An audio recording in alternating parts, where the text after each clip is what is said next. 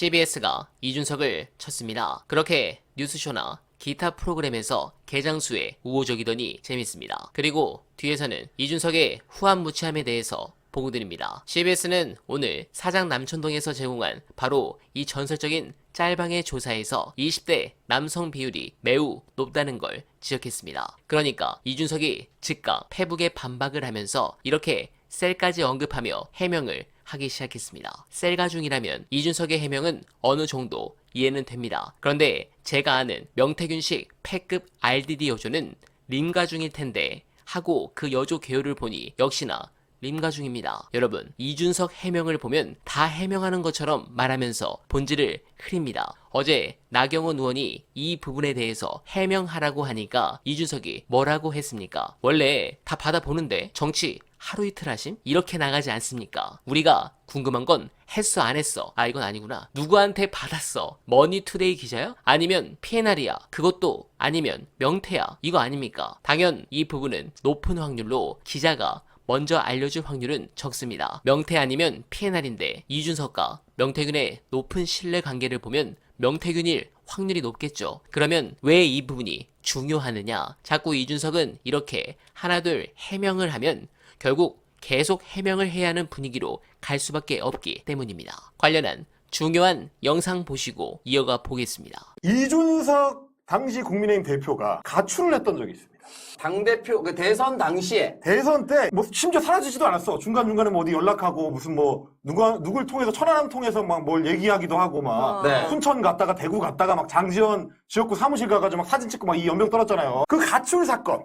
그때 가출해서 한참 돌아다니고 울산의 그 언양 불고기집에서 만남 가지고 이럴 때 명태균 씨랑 같이 있었습니까? 없었습니까? 이걸 이야. 답을 하셔야 돼요. 예. 이준석 의원님, 그때 언양 불고기집에서 그 회동하고 이럴 때 윤석열 당시 후보랑 화해하게 되셨는지. 네, 결국 이렇게 계속 하나씩 해명하면 팩트를 체크해주고 넘어가야 합니다. 결국 이준석은 전선을 이곳으로 한정해서 방어막을 치는 이유가 있습니다. 7불사에서 홍매화 심으면서 명태균을 만났을 때 이준석은 수조물의 제보가 완결성이 없다고 생각해서 자기는 그냥 거절하고 올라왔다라고 이야기를 했습니다. 그런데 명태균은 김영선 공천 이야기를 하고 서울로 올라간 다음에 비례 3번 제의가 들어왔다고 이야기를 하거든요. 누구 말이 맞는 겁니까? 이게 중요한 이유는 공천 거래가 있었느냐 없었느냐라는 부분에 대해서 둘의 말이 정반대 발언이 나온 겁니다. 이거는 명태균도 양보 못하죠.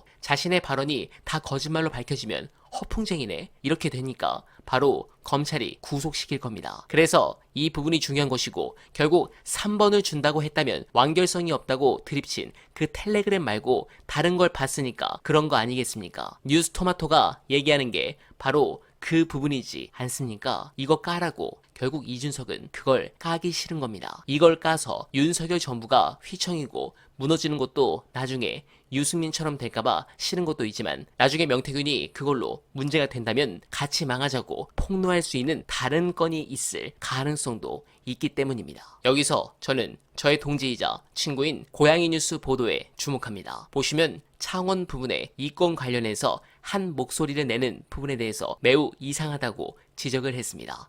혹시라도 이준석이 7불사에서 본 메시지 내용이 김건희와 명태균의 이 건에 관한 폭로 부분이라면 파급력이 달라질 것입니다. 여러 언론사가 지금 파고 있다는데 해당 부분 나오는 즉시 여러분들께 보고 드릴 것을 약속드리며 오늘 반은 이만 인사드립니다. 여러분 고맙습니다.